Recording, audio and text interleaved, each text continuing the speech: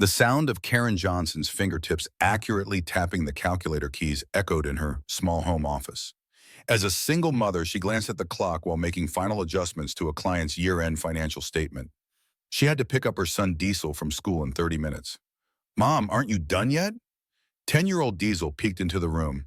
His bright brown hair and big blue eyes resembled his father's.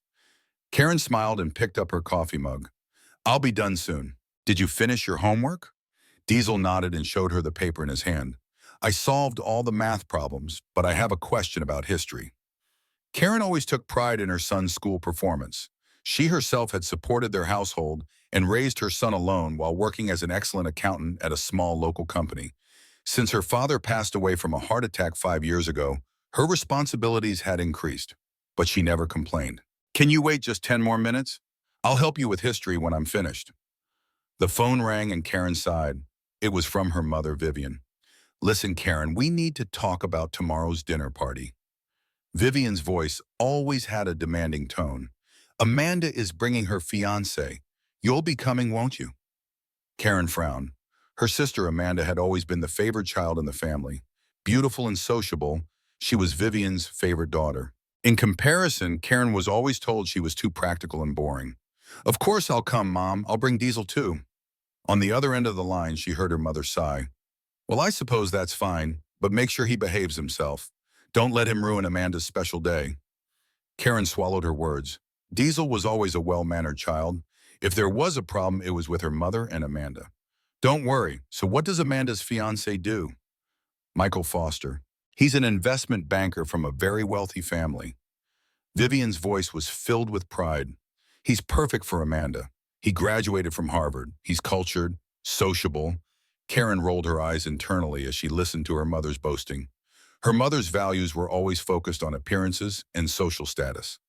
The next day, Karen and Diesel arrived at Vivian's luxurious suburban home. Taking a deep breath at the entrance, Karen gave Diesel's shoulder a tight squeeze. "It's okay, Mom," Diesel said. "I know Grandma and Aunt Amanda don't like us very much." Karen's heart ached at her son's perceptiveness. Children are more sensitive than adults realize. When she opened the door, she could already hear Amanda's high laughter coming from the living room. She was wearing an elegant cocktail dress, holding a glass and talking to an unfamiliar man. "Karen, Diesel, you finally made it," Vivian greeted them with a cold smile. "Amanda, Karen and Diesel are here." Amanda turned around and smiled at her sister, but the smile didn't reach her eyes. "Karen, I'm so glad to see you. This is my fiancé, Michael Foster." Michael stood up and turned to face Karen. He was tall, with dark brown hair and kind eyes, and something brushed the corner of Karen's memory. It was a face she had seen somewhere before. "Nice to meet you." "Karen," Michael said in a quiet voice, "I've heard a lot about you from Amanda." He extended his hand and Karen shook it. His hand was warm and his grip was gentle. "Nice to meet you too," Karen replied. "This is my son, Diesel." Michael smiled at Diesel and looked directly into the boy's eyes. "Hello, Diesel. I'm glad to meet you. What grade are you in?" "Fifth grade," Diesel answered a little nervously. "That's a wonderful age. When I was in fifth grade, I made a model of the solar system for the science fair." Michael's voice was gentle, and he seemed used to talking with children. Amanda cleared her throat disapprovingly. "Michael, could you pour me some wine?" Karen had a good impression of Michael. He seemed mild-mannered and thoughtful. It was surprising that he was engaged to someone with such a self-centered personality as Amanda. During dinner, Vivian and Amanda talked endlessly about wedding preparations, the wonderful wedding dress, the high-end reception venue, the famous catering company. Karen's opinion was never sought even once. "Karen, you don't need to worry about the dress since you're not a bridesmaid," Amanda said abruptly. Karen looked up in surprise. "I'm not a bridesmaid?" "I'm sorry, but we haven't been very close for a long time, have we?" Amanda's voice was filled with fake sadness. "Besides, you must be busy being a single mother with work and all." Vivian nodded in agreement. "That's right, Karen. We don't want to burden you." Karen felt a pain in her chest but kept her expression unchanged. She was used to rejection from her family. Under the table, Diesel's hand grasped hers. Only Michael wore an uncomfortable expression. He cleared his throat and quietly said, "But isn't family participation important? I think Karen and Diesel should be part of this special day." Amanda turned to her fiancé with a surprised look. Of course they're invited. It's just that the bridesmaids are already set with my close friends. Karen sent Michael a grateful smile. At least he seemed to be a considerate person. After dinner, while Karen was helping with the cleanup, Michael came into the kitchen. "Can I help?" he offered. "It's fine, I'm used to it," Karen answered. "Amanda and Mom expect me to fill the practical role," Karen said. Michael silently watched her for a moment. "You're different from what Amanda told me," he said quietly. "What do you mean?" "Nothing," Michael smiled. "I just hope we'll have more chances to talk with you and Diesel." After he left, Karen was struck by a strange feeling. Michael's face flickered in her memory. She must have met him somewhere, but she couldn't remember when or where. In the car on the way home, Diesel suddenly said, "Michael seems like a nice person. I wonder why he's marrying someone like Aunt Amanda." Karen couldn't help but laugh. "Diesel, you shouldn't say things like that." But deep down, she had the same question as her son. Aşiretim. And as the wedding preparations progressed, Karen felt increasingly alienated from her family. Amanda and Vivian didn't share any details with her or ask for her opinion. Still, she quietly handled the behind-the-scenes work, addressing invitations, communicating with the venue, fine-tuning details, areas where her meticulousness as an accountant came in handy. "You're helping again?" One day, Michael stood beside Karen as she worked on the preparations. "Amanda seems too busy to handle these practical matters herself," he commented. "Don't worry about it. I'm good at this kind of thing." Karen shrugged. Michael observed her for a while before saying, "You know, you seem familiar somehow." Karen stopped and looked up at him. "I've been feeling the same way, but I can't quite place it." At that moment, Diesel came running into the room. "Mom, Michael, I finished my homework." Michael smiled at Diesel. "What kind of homework was it?" "A history project. I researched the Roman Empire," Diesel answered proudly. "Really? I love history too." Michael sat down next to the boy, showing genuine interest in his project. Karen felt a warm feeling spread in her chest as she watched the scene. Michael seemed to have a real connection with her son. Amanda's fiancé was clearly different from the men in the past, who never even bothered to meet Diesel, despite becoming part of her family. A week before the wedding, Michael made an unexpected phone call. "Karen, I want to talk to you about something." Michael's voice was serious. "I want you to be the maid of honor." Karen was so surprised that she lost her words. "But Amanda didn't even choose me as a bridesmaid." "I asked her myself. Family's important, especially on important days like a wedding." There was determination in Michael's voice. Amanda eventually agreed. Karen felt conflicted. She doubted her sister was truly happy about it, but she was grateful for Michael's warm gesture. The next day, Vivian called Karen in a fury. "Amanda is crying. Why did you ask Michael for such a thing?" "I didn't say anything. Michael suggested it himself." "I can't believe this," Vivian spat out. "You always make yourself look like a victim and try to ruin Amanda's life. This is her special day." Karen took a deep breath to stay calm. "I want Amanda to be happy. If she truly doesn't want me to be her maid of honor, I'll decline." "You can't decline now. Michael has already decided."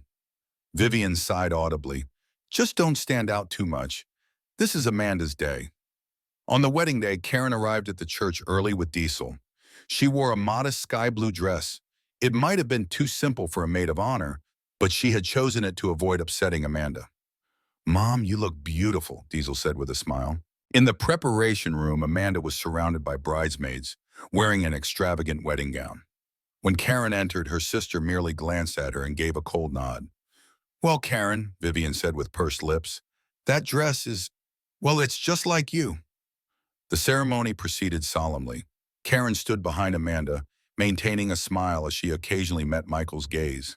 He reassured her with gentle smiles. The reception began with the bride and groom's entrance, toasts, and dancing. Karen sat at a table with Diesel, quietly enjoying their meal. Then it was time for speeches.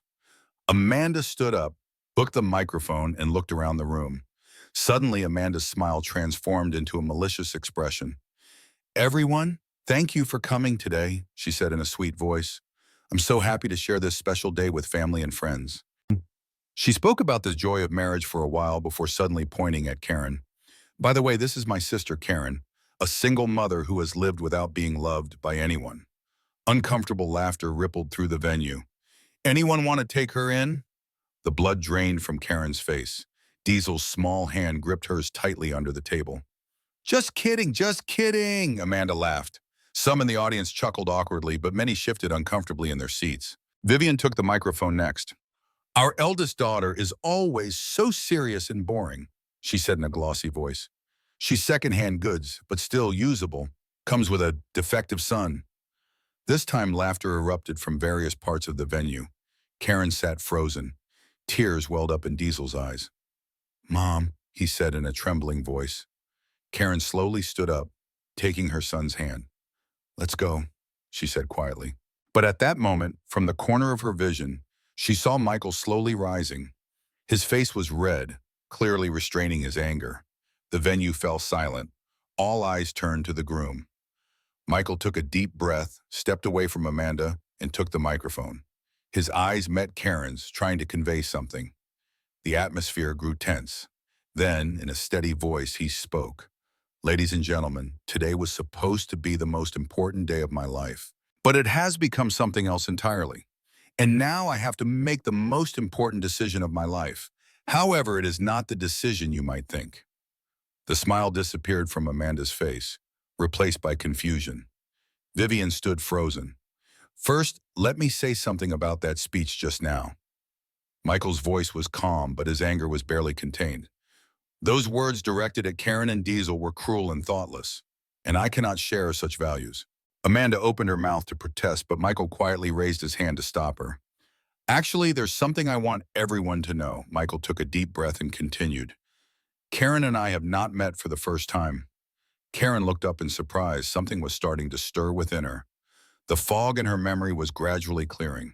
10 years ago, when my sister Caroline was fighting leukemia, Karen was working as a volunteer at the hospital. Michael's voice trembled slightly. I was 22 then, and I was saved by the kindness and strength of Karen, who was 25 at the time. During the last few months of Caroline's life, Karen continued to support her and our family. Hot tears welled up in Karen's eyes. Caroline Foster. Of course, she remembered her, a young woman diagnosed with leukemia in her mid-20s. Karen herself had experienced the same illness when she was young, and after recovery, she had started volunteering at the hospital as a way to give back. Even after Caroline passed away, Karen continued to care about their family. Michael continued, after my sister's death, it took me a long time to recover from the deep sadness. He choked on his words for a moment, then began speaking again. Then 3 years ago, I met Amanda at a party. I was attracted to her brightness and sociability. I didn't learn that Amanda was Karen's sister until after we started dating. Michael's eyes turned to Amanda, his expression mixed with sadness and disappointment. The stories I heard about Karen from her, looking back now, were all filled with prejudice, but I wanted to believe people could change. Amanda's face began to contort with anger. Vivian had collapsed into a chair. After our engagement, I began to notice Amanda's true nature, Michael quietly continued. I was particularly shocked when I first saw Diesel. He was the little boy who occasionally came to Caroline's hospital room. Karen gazed at Diesel. Her son, who was 5 at the time, sometimes accompanied her during hospital volunteering. He would give handmade cards to the sick, brightening the hospital rooms with his genuine smile. 10 years ago, Diesel was just a 5-year-old child, but he had a special talent for making my sister smile. Michael's voice softened. When I learned he was Karen's son, I felt it was destiny. Diesel's eyes widened. I remember. I gave that lady a crayon drawing. Michael smiled. That's right, Diesel. Caroline treasured your drawings until the very end. Michael's expression tightened again. During our engagement, I had doubts about Amanda's and Vivian's cold and self-centered personalities, especially their attitude toward Karen and Diesel, but I was hoping they would change. A tense silence filled the room. Today's speech has completely shattered that hope. Michael slowly removed his wedding ring. Gasps of surprise rose from the audience. Today I'm canceling this marriage, he said quietly but firmly. 10 years ago, Caroline's last words to me were that real family respects and supports each other. Amanda and Vivian, you are living contrary to that teaching. Amanda suddenly screamed, This is a joke, right? Michael, what are you saying? This is no joke, Michael said quietly. I'm doing the right thing now. Michael walked over to Karen and Diesel. I've been searching for a long time for the kind soul I met at that hospital. he said, extending his hand to Karen. Let's leave together. Karen wiped away the tears streaming down her cheeks and took Michael's trembling hand. Diesel also stood up and grasped Michael's other hand. Wait, Vivian shouted. Do you have any idea how much this wedding cost? Michael turned back and quietly said, I will cover all expenses. Please send the bills to my office. As the three of them left the venue, Michael respectfully bowed his head to the priest. I'm sorry for the disturbance. In the bright sunshine outside, Karen felt like she could breathe freely for the first time. I can't believe it, she whispered. You really don't remember Caroline? Michael gently asked. Karen closed her eyes, tracing her memories.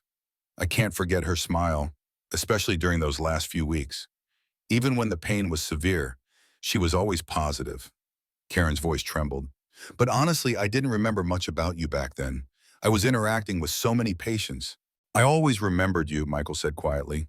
How much you devoted yourself to others. How strong and kind you were. After my sister passed away, I tried to find you, but I didn't know your contact information. Diesel looked up at the two of them and asked, What are we going to do now? Michael placed his hand on the boy's shoulder. How about we have a quiet meal somewhere and talk about what happens next? Karen smiled. In her heart, a door that had been closed for a long time was slowly beginning to open. As Michael's Lexus pulled out of the church parking lot, angry shouts could be heard from behind. In the rearview mirror was the image of Amanda, running with her wedding dress hitched up. Her makeup was smeared with tears, and her once perfect hairstyle was disheveled. Vivian was also chasing after her daughter, out of breath. Michael, come back! Amanda's screams reached inside the car. Michael sighed deeply and looked at Karen. Are you okay? Karen exhaled shakily as she looked out the window at the chaotic wedding venue. Guests were confused, whispering to each other, and some were taking photos with their mobile phones. Amanda's friends surrounded Vivian, trying to calm her down. I don't know, Karen answered honestly, but I want to leave this place with Diesel. Diesel was quiet in the back seat, but his eyes still showed traces of tears. Mom, are you okay? He asked in a small voice. Karen turned back and smiled at her son. I'm fine, Diesel. We're together. Michael parked the car at a small restaurant along the coast. From the terrace seats, they could see the calm sea, and the evening sky was tinged with gold. The three sat in silence for a while, staring at their menus. There were too many emotions to put into words. I'm sorry, Michael broke the silence, for creating this situation. Karen shook her head. You have nothing to apologize for. Rather, thank you for protecting us. She turned her gaze to her son, especially Diesel. I'm fine, Diesel said, his voice trying to sound strong, but his small hands were visibly shaking. I know what Grandma and Aunt Amanda said isn't true. Michael gently placed his hand on Diesel's shoulder. You're a special child, Diesel. Do you know how much Caroline looked forward to your visits? She called you her little son. Diesel's face brightened. Really? Yes, it's true, Michael said. Karen also smiled. Caroline's face always lit up when you came. Their food was served. Karen ate with a sense of security she hadn't felt in a long time. Michael's quiet presence was strangely comforting. After a while, Karen hesitantly asked, Michael, tell me, why did you get engaged to Amanda? Did you really love her? Michael thought for a moment before answering. Honestly, at first, I was attracted to her brightness. After losing Caroline Mine, my world had sunk into darkness. Amanda was full of energy, and being with her made everything around me seem brighter. He continued, turning his water glass between his fingers. And when I learned she was your sister, I felt something like fate. Even if I couldn't remember you, maybe I felt some connection. Michael smiled ruefully. But as time passed, I realized Amanda's brightness was superficial. She constantly sought attention and lacked compassion, especially toward her family. Yet you still plan to marry her? Karen asked curiously. Michael shrugged, looking a little embarrassed. I believe people could change. I tried to see her good side. He hesitated. And to be honest, it was difficult to change a decision once made. The expectations from others were also high. Michael looked up and gazed at Karen. But today, seeing you and Diesel treated that way, I couldn't ignore it anymore. I had to follow my true feelings. His mobile phone rang. Amanda's name appeared on the screen. Michael sighed and ignored the call, but it soon started ringing again. Maybe you should answer it, Karen suggested. Michael reluctantly picked up. Amanda's shouting voice leaked from the speaker. Karen and Diesel tried to focus on their meal, but they could hear Amanda's fierce accusations. Michael responded in a calm voice, though his expression occasionally showed exhaustion. "Amanda, I've made my decision," he finally said firmly. "Let's talk through lawyers tomorrow. Don't contact me again tonight." After hanging up, a heavy silence fell. "Sorry," Michael said apologetically. Karen shook her head. "Don't apologize. This situation is complicated, isn't it?" "Where are we now?" Diesel suddenly asked. The adults exchanged smiles at his innocent question. "Maybe," Michael considered, "at the beginning of a new path." After dinner, Michael drove Karen and Diesel home. Stopping the car in front of their apartment, he walked with Karen to the entrance. "Thank you for everything today," Karen said quietly. The moonlight dyed her hair silver. "Thank you too." Michael looked straight into her eyes. "Can I see you again tomorrow, the three of us?"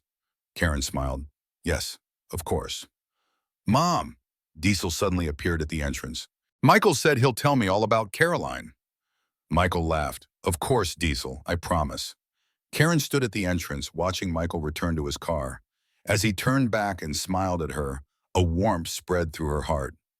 Upon entering the apartment, the answering machine was blinking with several angry messages from Vivian.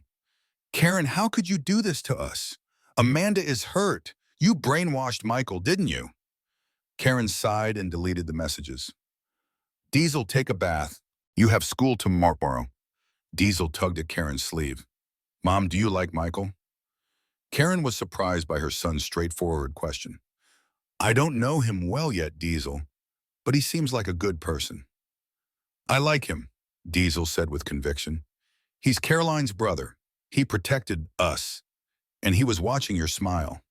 Karen stroked her son's head. "You're very observant." That night, after Diesel had gone to bed, Karen stood by the living room window. A mixture of confusion and hope filled her heart. Her phone buzzed with a message from Michael. "Did you get home safely? Is Diesel okay?" Karen smiled as she replied, "We're both fine, thank you." A reply came immediately. "I'm glad. Good night, Karen. How about coffee after you drop Diesel off?" At school tomorrow, Karen felt her heartbeat quicken. "Yes, that would be nice. Good night, Michael." She held her phone to her chest and exhaled deeply.